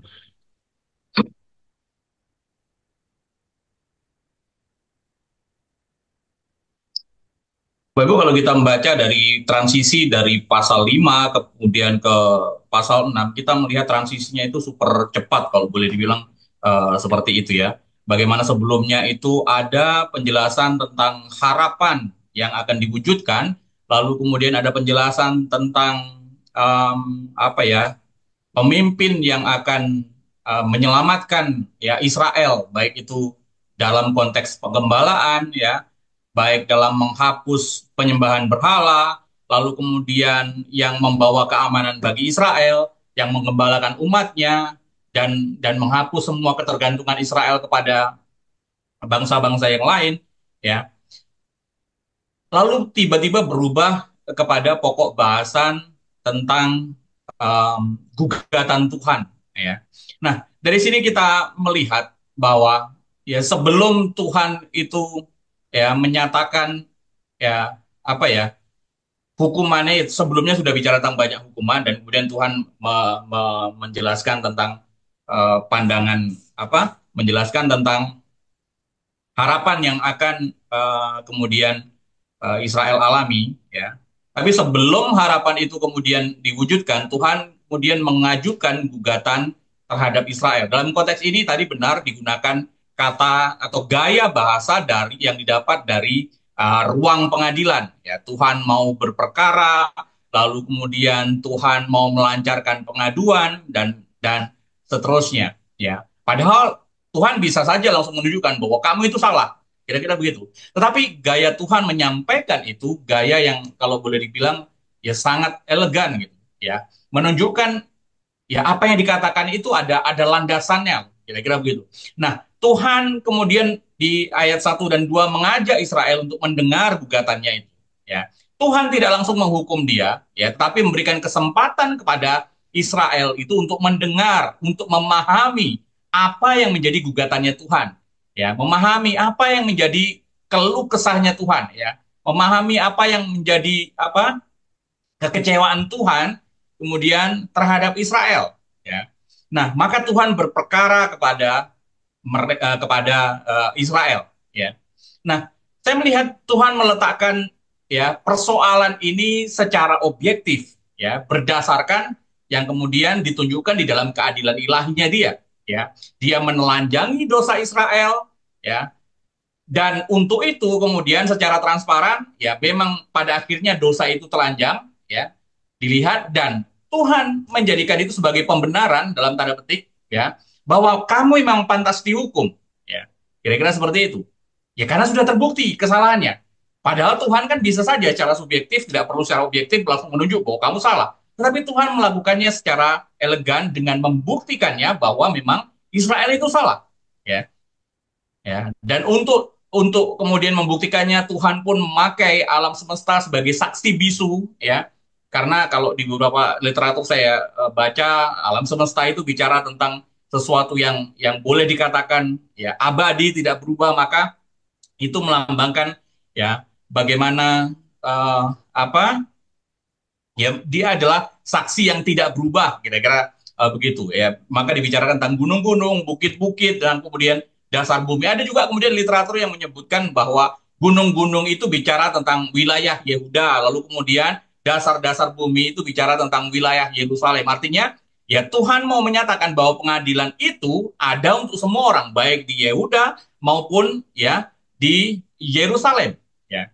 Tetapi poinnya yang kita lihat bahwa Tuhan itu tidak kemudian langsung menghukum, tetapi memberikan kesempatan ya untuk mendengar dan memahami kesalahan Israel itu seperti apa. Ya. Dan untuk itu Tuhan menegaskan dengan pertanyaan yang sederhana, tetapi saya pikir tajam. Ya, ya. Bapak Ibu yang terkasih dalam Tuhan, ya, bagi saya ini sesuatu yang menarik. Tuhan tidak bertindak sesuka hati kepada umatnya. Ya. Tuhan tetap setia kepada perjanjiannya kepada umatnya. Ya, perjanjiannya apa? Bahwa umatnya akan beribadah atau menyembah Tuhan dan Tuhan akan memberkatinya. Dan faktanya kalau kita lihat nanti, Tuhan tidak melanggar janjinya. Justru umatnya yang kemudian melanggar janjinya itu. Ya. Tetapi Tuhan memberikan kesempatan kepada umat untuk memahami kesalahannya. Ini loh salahmu. Ya, maka karena salahmu ini kamu memang pantas dihukum. Kira-kira begitu. Nah, ini menjadi gambaran bagaimana Tuhan itu kalau izin mungkin ya tidak terlalu tepat. Bagaimana Tuhan ini seperti bertabayun, ya, kalau meminjam istilah Muslim, mengklarifikasi, ya, menjelaskan, ya, walaupun secara retoris, gitu, nggak perlu jawaban karena toh faktanya memang kesalahannya itu sudah ada dan terbukti, ya. Tapi cara Tuhan itu memberikan gambaran yang menarik untuk kita teladani dan kemudian kita ikuti, ya, untuk memberikan waktu, ya, orang untuk mengintrospeksi, untuk memberikan waktu kepada orang yang bersalah untuk kemudian mengklarifikasi, untuk memberikan waktu kepada orang yang bersalah bahkan untuk bertobat. Ya, gaya Tuhan begitu elegan bahkan terhadap yang orang jelas-jelas salah. Ya, itu yang pertama. Nah, selanjutnya kalau kita lihat di ayat yang ketiga dan kelima, bagaimana kita melihat beberapa pertanyaan-pertanyaan retoris yang disajikan di sana, ya, yang kalau kita lihat bicara tentang sebenarnya Tuhan mau mengingatkan kasih Tuhan. Tadi bicara tentang pengaduan, ya, Tuhan, ya, nyatanya Israel, ya, apa namanya, bersalah dan Tuhan kira-kira tidak. Nah, inilah pembuktiannya, ya. Di dalam ayat 3 dan 5 di sana dikatakan bahwa umatku, apakah yang telah kau lakukan kepadamu? Dengan apakah engkau telah kulelahkan? Jawablah aku. Bapak Ibu, ini berisi pertanyaan-pertanyaan retoris yang sesungguhnya tidak menuntut jawaban atau apa yang nggak perlulah direspon dalam tanda petik, ya. Ya, tetapi ini hanya bukan apa ya, ini lebih bersifat introspektif, ya. Bagaimana umat itu dia harusnya bisa bisa kalau orang Jawa bilang itu ngeloro hati, ya, sadar diri gitu, ya, mengelus dada, prihatin dan seterusnya dengan apa yang Tuhan sudah tunjukkan tentang dia, ya. Nah, Tuhan mengajak untuk berintrospeksi. Apakah kemudian misalnya apakah Israel memiliki alasan yang tepat untuk meninggalkan Tuhan? Apakah Israel memiliki pembenaran yang sah untuk kemudian tidak setia kepada Tuhan? Apakah Israel memiliki alasan yang valid, ya, untuk tidak setia kepada Israel? Misalnya, contohnya, Allah Israel, ya, lebih dahulu tidak setia kepada Israel, maka Israel meninggalkan dia. Faktanya kan tidak. Ya, ya, karena itu Tuhan ingin Israel itu mengintrospeksi dirinya, ya, mengevaluasi apakah tindakannya itu sudah tepat atau tidak, ya. Karena itu Tuhan betul-betul mengingatkan Israel tentang, ya, tindakan Allah kepada Israel di masa lalu. Betulkah Allah Israel itu menepati janjinya untuk memberkati Israel? Betulkah Allah Israel itu adalah yang setia, ya? Maka ditunjukkanlah berbagai hal tentang kebaikan-kebaikan Tuhan kepada Israel, ya, dimulai dari Tuhan membebaskan mereka dari Mesir. Ya, kalau kita lihat ini bukan saja membebaskan secara fisik, tetapi juga membebaskan secara spiritual, ya.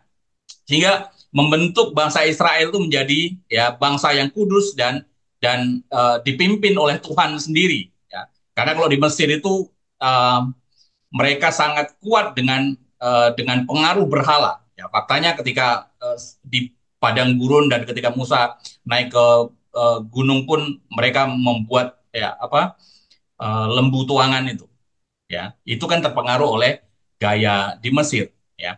Bukan hanya membebaskan mereka dari perbudakan di Mesir, bahkan kemudian Tuhan itu memberikan jaminan-jaminan tertentu dengan mengirimkan pemimpin-pemimpin yang setia, ya, untuk ya pemimpin-pemimpin yang bertanggung jawab, ya, yang kalau bisa saya bilang itu ya boleh dibilang itu paket komplit lah, ya, karena di sana ada Musa ya menjadi nabi dan menjadi apa panjang tangan Allah, ya, yang penyampai lidah Allah, lalu kemudian ada Harun sebagai imam yang harusnya bisa memimpin umat Israel, walaupun faktanya kemudian membawa apa menjadi aktor utama pembuat lembu tuangan dan seterusnya. Lalu kemudian ada Miriam yang juga ini seorang uh, uh, boleh dibilang rohaniawan penting lah dalam konteks itu. Nah, Tuhan bukan hanya membebaskan, tapi juga memelihara spiritualitas dari Israel itu sendiri, ya. Bukan hanya berhenti di titik itu saja, bahkan kemudian melindungi, ya, Israel itu ketika menghadapi beraneka ragam musuh, ya. Kalau kita lihat, ya, misalnya bicara tentang tadi disinggung tentang Balak Raja Moab, ya. Ya, Balak Raja Moab itu ada di wilayah kerajaan utara di bawah. Jadi mereka apa namanya? em, ya dulu kerajaan itu pecah, kerajaan selatan dan kerajaan utara, dan Moab itu sepertinya bagian dari kerajaan utara, dan Moab itu tunduk kepada kerajaan Israel. Pada suatu ketika kemudian em, Raja Moab itu membayar nabi, ya, untuk menubuatkan Israel bahwa Israel akan hancur. Tetapi faktanya Tuhan justru merubah, ya, nubuatan itu justru menjadi berkat, dari kutukan menjadi berkat. Ya, itu kan bagian dari cara cara Tuhan untuk menolong apa Israel. Belum lagi bicara tentang bagaimana Tuhan memimpin dari Sitim ke Gilgal. Sitim itu adalah ujung terakhir, ya, perbatasan sebelum mereka menyeberang ke Kanaan. Lalu kemudian Gilgal itu Kanaan. Jadi dalam proses transisi itu pun Tuhan tetap menolong mereka. Ya, Tuhan menunjukkan kebaikan-kebaikan yang luar biasa kepada Israel. Artinya Tuhan menepati janjinya. Dan menunjukkan inilah bukti bahwa Tuhan itu setia kepada mereka. Ini menunjukkan bahwa Tuhan itu betul-betul mengasihi mereka, mengasihi Israel. Ya. Tetapi faktanya kita tahu sendiri, respon Israel bagaimana. Ya. Mereka justru melupakan kasih setia Tuhan itu dan kemudian mengabaikan relasi yang baik, perjanjian dengan Tuhan tadi. Nah, Bapak Ibu yang terkasih dalam Tuhan, ya. Sebenarnya bagian ini kalau kita pahami ini bagian kalau dalam konteks era itu ini adalah sebuah teguran, ya. Mungkin gayanya satir, ya. Anggaplah teguran halus kepada Israel. Tetapi teguran yang sama sesungguhnya juga relevan dalam konteks kita hari ini, ya. Karena itu betapa pentingnya kemudian seseorang itu ya mengintrospeksi, ya, dirinya. Jangan merasa misalnya kita ini umat pilihan, jangan merasa Israel bangsa pilihan lalu kemudian sudah pasti Tuhan akan selamatan dan seterusnya, ya. Nah, kita juga ditunjukkan tentang betapa penting, ya, kita ini setia kepada, ya, Tuhan dan setia kepada perjanjiannya, ya. Tuhan menunjukkan, ya, secara hukum Tuhan menunjukkan bahwa dirinya tidak tidak melanggar perjanjian dia dengan umatnya. Justru umatnya yang pada akhirnya melanggar. Dan untuk itu kita kemudian kita melihat bagaimana respon Tuhan terhadap mereka mendapat hukum dan seterusnya. Nah, lanjut kita lompat ke ayat 6 dan 7, ya. Nah, menanggapi apa yang kemudian Tuhan sampaikan melalui Mika tadi itu, ya, menunjukkan kebaikan-kebaikan, ya, tujuannya sih memang untuk supaya mengajak berpikir kembali lah, ya, umat Israel, ya, mengevaluasi lagi lah tindakan mereka terhadap Tuhan, dan kemudian supaya mereka juga mengakui perbuatan Tuhan, keadilan Tuhan, ya, dan sekaligus menunjukkan bahwa itu bukti kasih setia Tuhan, ya. Tetapi di ayat 6 dan 7 respon mereka justru boleh dibilang nyinyir, ya. Respon mereka itu justru seperti menyindir dalam tanda petik, ya. Seperti ini. Dengan apakah aku akan pergi menghadap Tuhan dan tunduk menyembah kepada Allah di tempat tinggi? Akan pergikah aku menghadap dia dengan korban bakaran dan anak lembu berumur setahun? Berkenankah Tuhan kepada ribuan domba jantan, kepada puluhan ribu curahan minyak? Akan kupersembahkankah anak sulungku karena pelanggaranku dan buah kandunganku karena dosaku sendiri? Ya. Nah, Israel justru menjawab gugatan Tuhan itu dengan sikap yang seperti ini, dengan sikap yang boleh dikata seperti penuh dengan sindiran. Mereka seolah-olah bertanya, ya, apakah korban bakaran dan anak lembu berumur setahun itu kira-kira dapat menyenangkan Tuhan nggak ya? Ya, dapat meredakan murka Tuhan nggak ya? Ya, ya korban bakaran dan anak lembu ya itu memang korban yang sifatnya berkualitas, ya, yang baik, yang bagus, ya di dalam korban konteks waktu itu ya. Tetapi ya respon ini sebenarnya didasarkan kepada landasan teologis yang keliru dari Israel itu sendiri. Ya, mereka merasa bahwa Tuhan itu ya kasih Tuhan itu seolah-olah bisa dibeli dengan persembahan mereka. Ya, jadi penyembahan Israel, korban Israel tadi, ya respon Israel tadi itu bersifat transaksional, ya, ya ritualistik, transaksional, kira-kira begitu. Seolah-olah Tuhan itu kemudian bisa dipuaskan dengan ritual yang mereka buat, bisa dipuaskan dengan persembahan yang mereka berikan. Ya. Seolah-olah ya nggak usah lah memikirin tentang kondisi hati dan seterusnya. Padahal justru esensinya di dalam tindakan moralitas, esensinya ada di dalam internalisasi ibadah itu sendiri. Ya, itu esensinya suatu ibadah, bukan soal persembahannya. Ya. Nah, lebih mengejutkan lagi kalau kita baca betapa sindiran tadi makin lama makin meningkat, makin lama makin meningkat. Dari yang hanya anak lembu berumur setahun, ya, kayak apa ya, ngadi-ngadi apa ya istilahnya bahasanya, atau seperti itu ya. Jadi dari anak korban bakaran anak lembu berumur setahun, lalu kemudian diperkuat lagi dengan penjelasan yang hiperbola, ya. Apakah ribuan domba atau minyak akan cukup untuk menyenangkan Tuhan? Lalu kemudian ya seolah mau menyuap Tuhan, ya. Ya kita bingung juga apakah Tuhan bisa disuap kira-kira. Tetapi pengorbanan yang luar biasa besar itu pun ya tetap tidak akan menyenangkan hati Tuhan, ya. Kalau itu jauh dari ya esensi dari ibadah atau pengorbanan itu sendiri, ya. Dan lebih lanjut lagi kalau kita lihat naik lagi di penawarannya itu bicara tentang tawaran yang lebih dibilang sebagai sesuatu yang ekstrim, ya. Mengikuti pola ibadah yang pola pola ritual yang berkembang di budaya-budaya sekitarnya waktu itu, ya. Akan kupersembahkankah anak sulungku karena pelanggaranku dan buah kandunganku karena dosaku sendiri? Ya, seolah-olah mau ngomong, ya kalau Tuhan nggak terima juga, ya masa harus anakku sih harus kuserahkan? Masa harus buah sulungku sih, ya, yang harus kupersembahkan, ya. Dan ini menurut saya ini bagian dari puncak dari sindiran tadi, ya, yang merujuk kepada apa? Pengorbanan manusia yang tentu saja ini ya melanggar, ya, ya.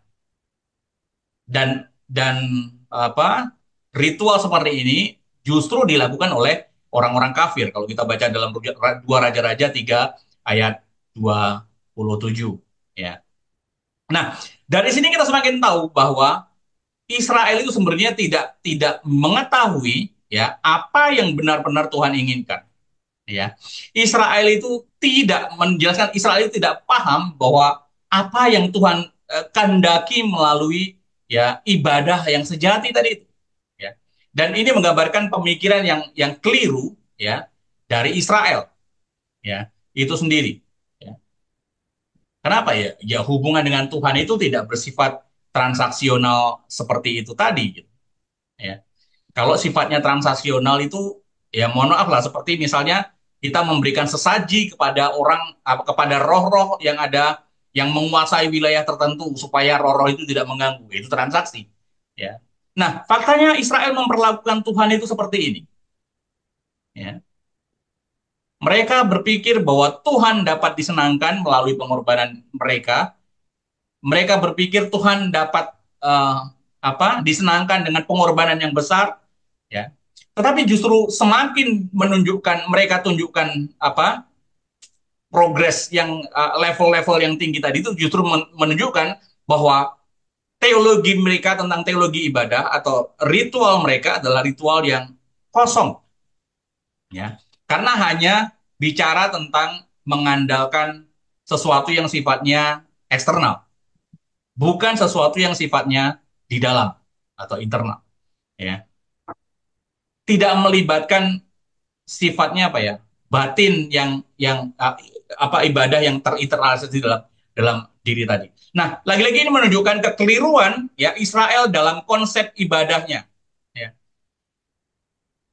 menunjukkan kekeliruan mereka. Mereka apa ya? Menunjukkan mereka tidak betul-betul memahami konsep ibadah yang sejati itu seperti apa. Sementara Tuhan menginginkan bahwa ibadah yang sejati itu adalah bicara tentang esensi dari ibadah itu sendiri, ya, yang harusnya dipahami oleh Israel. Ya. Tuhan ya menginginkan Israel menjalankan ibadah yang benar, ya, bukan soal korban yang berlebih, ya, tetapi ibadah yang bisa diinternalisasi, ya, dibatinkan, ya, mempengaruhi hati, mempengaruhi dirinya, dan kemudian terwujud di dalam kehidupan sehari-harinya. Artinya ibadah itu ya bermanfaat bukan hanya dirinya sendiri, artinya dalam bertumbuh secara kerohanian, tetapi juga kerohanian itu kemudian muncul di dalam tindakan-tindakan kebajikan, tindakan-tindakan aktual, ya, di luar sana, ya, untuk melakukan ibadah tadi itu. Nah,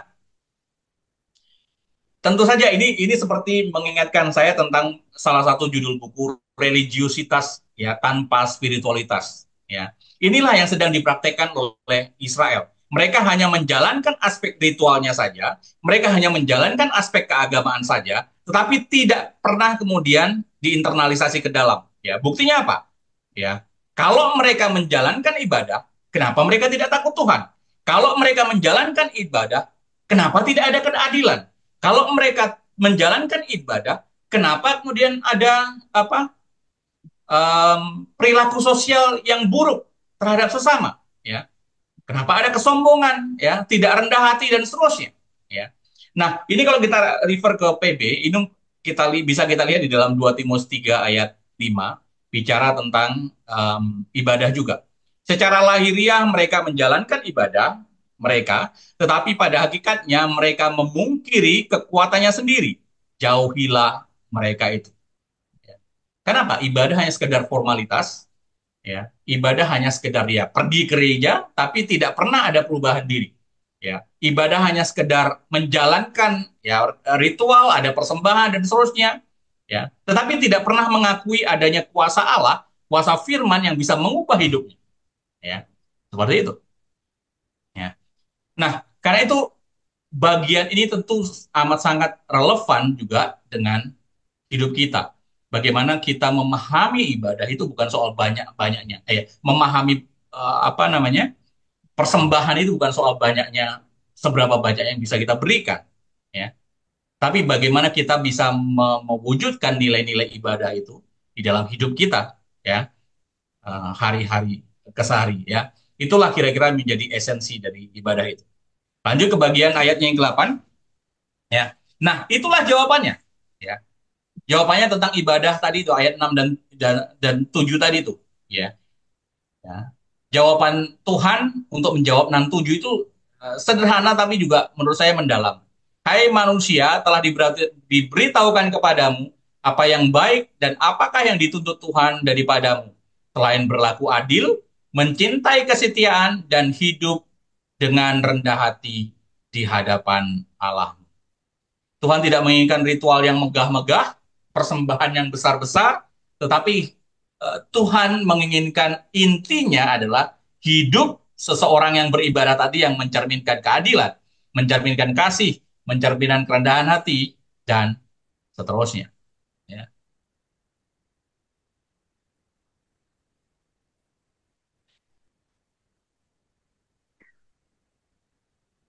Lebih ironis lagi ditunjukkan kalau kita baca di dalam um, ayatnya yang ke-9 dan sampai dengan 12.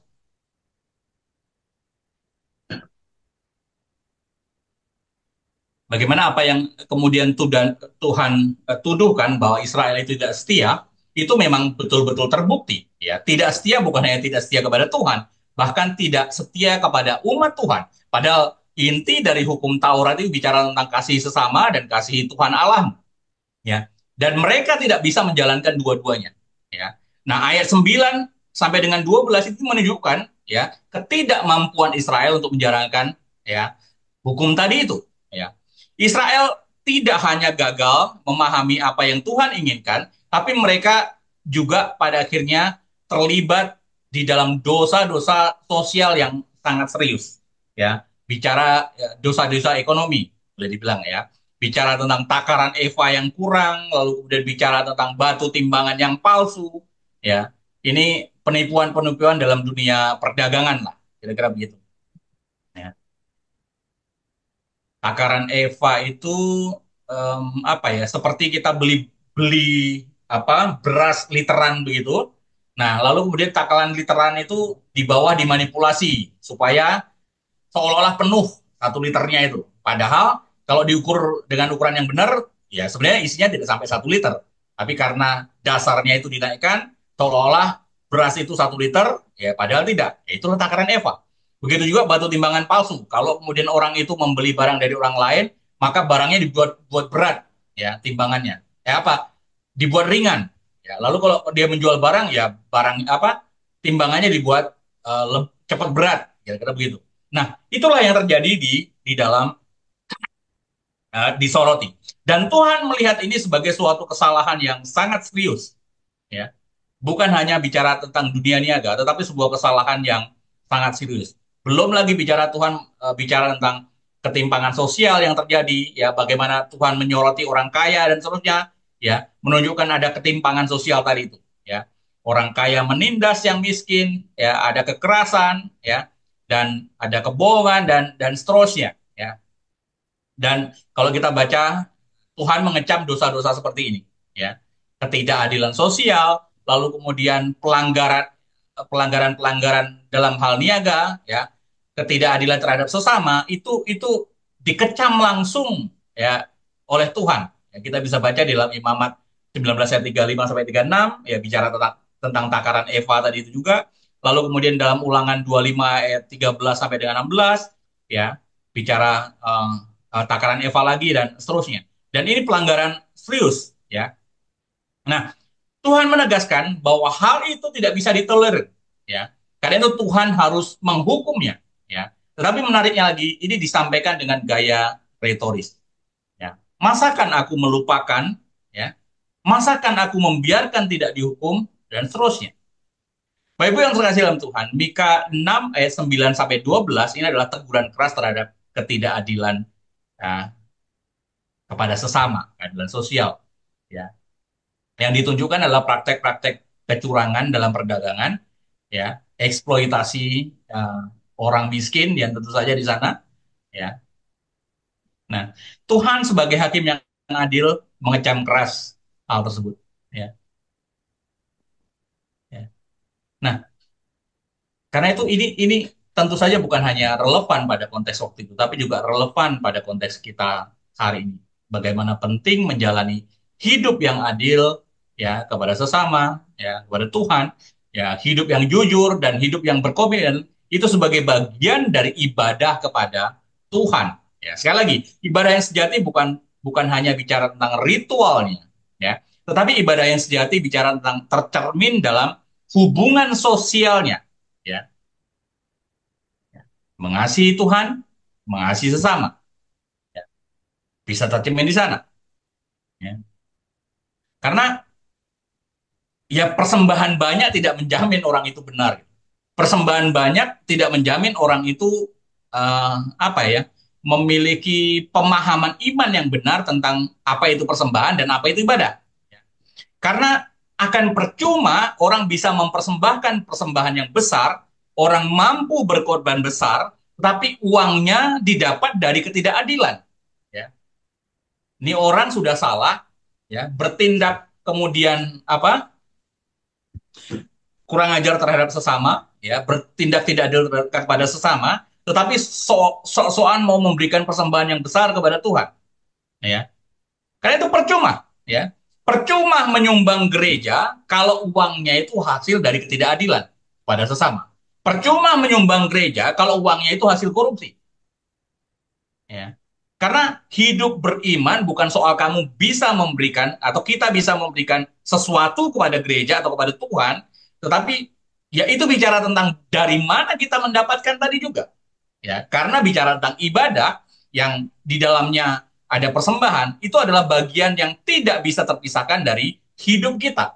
Ada ritual, ada spiritual, ya. Dan ritual yang sejati itu harusnya terinternalisasi di dalam hidup yang adil kepada sesama, ya. Jadi jangan bangga kalau kemudian orang bisa memberikan sesuatu kepada Tuhan yang besar, padahal itu uang hasil korupsi, ya. Bagian ini menegaskan, ya Tuhan tidak menginginkan itu. Tuhan tidak menginginkan itu, ya, dengan tegas sekali, ya. Lalu kemudian kita lihat di bagian 13 ayat 13 sampai dengan 15, ya. Dan nyatanya memang hukuman itu ya tidak mungkin bisa terhindarkan. Artinya Tuhan tidak hanya bicara, tetapi Tuhan juga bertindak, ya, memberi hukuman tadi itu. Dan hukuman itu nyatanya juga akan ya juga datang begitu, ya. Karena itu upaya Israel yang memanipulasi tadi itu, upaya Israel yang tidak adil tadi itu, ya, berkat-berkat yang dikumpulkan dari ketidakadilan tadi itu, ya, tumpukan-tumpukan harta yang didapat dari cara curang tadi itu akan menjadi sia-sia. Ya, karena apa? Mereka makan tetapi tidak kenyang. Mereka menabur tetapi tidak menuai. Ya, kekayaan yang mereka kumpulkan hilang begitu saja. Kekayaan mereka kumpulkan tidak ada harganya. Artinya, ya sia-sia saja mengumpulkan harta. Ya, sia-sia saja mereka membuat strategi berlaku curang untuk mendapatkan keuntungan besar, tapi toh pada akhirnya apa yang didapatkan itu tidak bisa diandalkan, dan toh malah hilang diambil oleh orang. Ya, toh pada akhirnya tidak bisa dimanfaatkan. Ya, sia-sia kemudian mengupayakan sesuatu kalau kemudian hidupnya, ya, memang tidak diberkati oleh Tuhan. Ya. Dan saya pikir hukuman yang dialami oleh Israel itu bagian dari hidup yang ya, menggambarkan hidup yang tidak terberkati tadi itu. Ya, bagaimana tadi disinggung Pak Eri juga, mereka itu makan tetapi tidak kenyang. Artinya apa? Ya kurang jumlahnya. Lihat, sebelumnya mereka melakukan banyak hal dengan cara kecurangan, tapi faktanya ya pada akhirnya juga kurang juga. Padahal makan kan kebutuhan yang basis, kebutuhan yang dasar, ya. Kecurangannya tidak bisa menutupi ya rasa laparnya. Makan tapi kurang juga. Ngapain tadi berbuat curang tadi? Ya, untuk apa ngumpulin harga di kecurangan tadi itu? Begitu juga dengan menabur tetapi tidak menuai, ya. Ya hanya dapat capeknya doang, ya. Bertani tapi hasilnya tidak didapatkan. Bertani tapi diambil orang lain.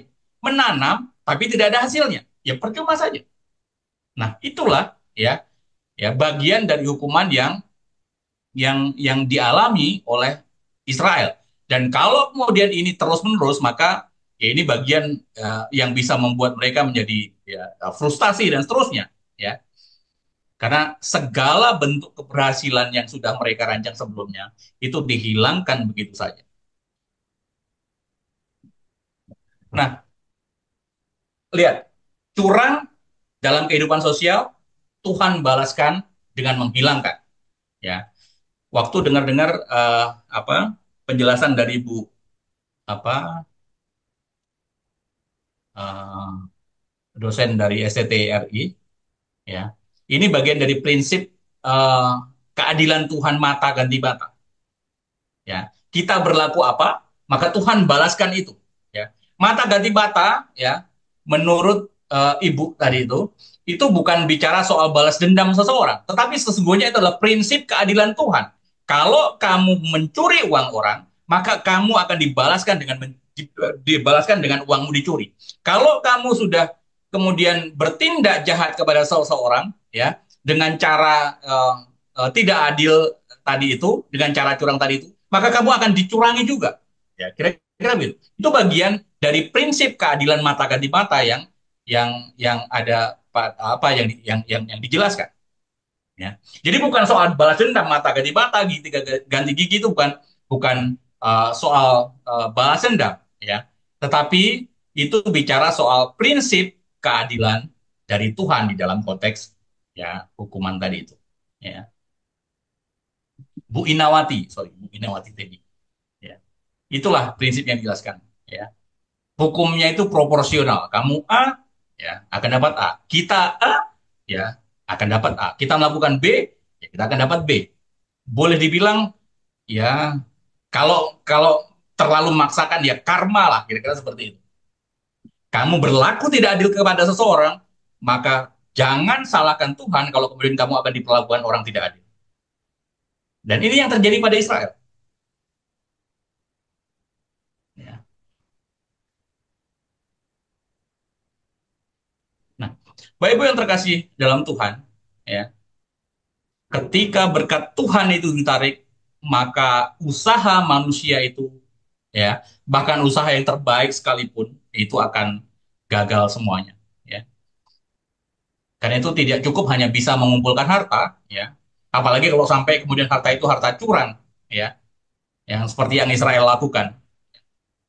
Mungkin Tuhan mengizinkan kita bisa menumpuk harta, tapi jangan lupa, Tuhan bukan hanya mengizinkan kita menumpuk harta, tetapi juga Tuhan memberikan anugerah untuk menikmati atau tidak. Karena itu yang dicatat dalam Pengkhotbah, ya. Setidaknya ada dua ayat, ya, Pengkhotbah 5:18 dan Pengkhotbah 6 ayat 2. Setiap orang dikaruniai Allah kekayaan dan harta benda dan kuasa untuk menikmatinya, untuk menerima bagiannya dan untuk bersukacita dalam jerih payahnya, juga itu pun karunia Allah. Pengkhotbah 6 ayat 2, orang yang dikaruniai Allah kekayaan, harta benda, dan kemuliaan, sehingga ia tak kekurangan suatu pun yang diingininya, tetapi orang itu tidak dikaruniai kuasa oleh Allah untuk menikmatinya, melainkan orang lain yang menikmatinya, inilah kesia-siaan dan penderitaan yang pahit. Jadi bukan soal kita bisa mengumpulkan harta, apakah kita bisa menikmati harta tadi itu, ya. Dan ketika kita bisa menikmati harta tadi, itu pun juga jangan lupa kasih karunia. Mungkin uang kita bisa banyak, ya, uang kita banyak, ya, untuk bisa membeli spring bed yang sebagus apapun. Tetapi apakah kita bisa membeli tidur yang nyenyak, ya, di atas spring bed tadi itu? Tidak bisa. Mungkin kita bisa membeli makanan yang enak-enak, ya. Tapi karena mohon maaf, karena misalnya ada sakit, ya, dan seterusnya, maka kita menjadi terhalang dan tidak bisa menikmati makanan-makanan tadi itu, ya. Misalnya tidak bisa menikmati sate karena ada darah tinggi, ya, makanan-makanan yang agak keras karena sakit lambung dan seterusnya, ya. Karena itu bicara tentang, ya, menikmati, kita bisa menikmati berkat yang diberi itu pun adalah kasih karunia Tuhan, ya. Karena itu ya jangan bangga kita kalau kemudian bisa mendapatkan uang banyak karena kecurangan, ya. Dan itu harusnya berbahaya. Tetapi jangan lupa, Tuhan pun mengizinkan kepada orang fasik untuk meraup harta sebanyak-banyaknya, ya. Seolah-olah orang fasik itu mendapat berkat dari Tuhan. Bapak Ibu boleh baca di dalam Mazmur 73, bagaimana Asaf mengeluh tentang kondisi dirinya yang dibandingkan kepada orang fasik. Orang fasik gemuk-gemuk tubuh mereka, nyaman mereka, ya. Asaf membandingkan dirinya seolah dirinya ya kebalikan dari itu, ya. Orang fasik keadaannya tidak ditulah, tetapi dia seperti dalam keadaan kena tulah dan seterusnya. Tetapi Asaf pada akhirnya bisa memahami kondisi berkat tadi itu sesungguhnya adalah kutuk yang diberikan kepada, ya, orang fasik. Jadi jangan sangka kemudian kalau kita memiliki harta banyak, ya, itu adalah berkat buat kita, belum tentu.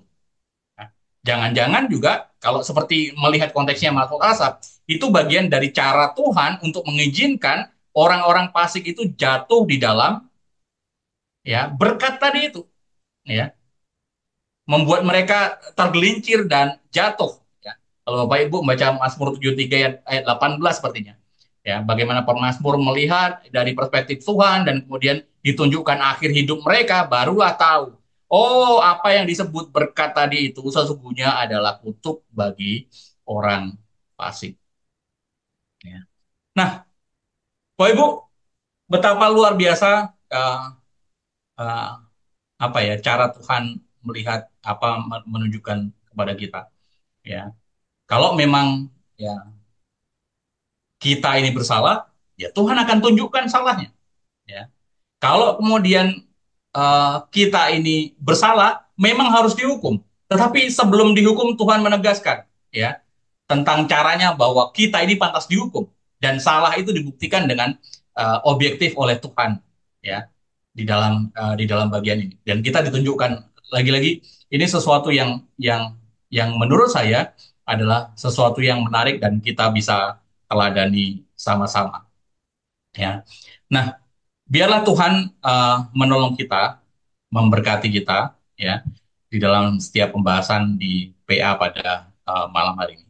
Saya pikir itu saja, Pamela, yang bisa saya sampaikan. Kiranya Tuhan memberkati kita semua.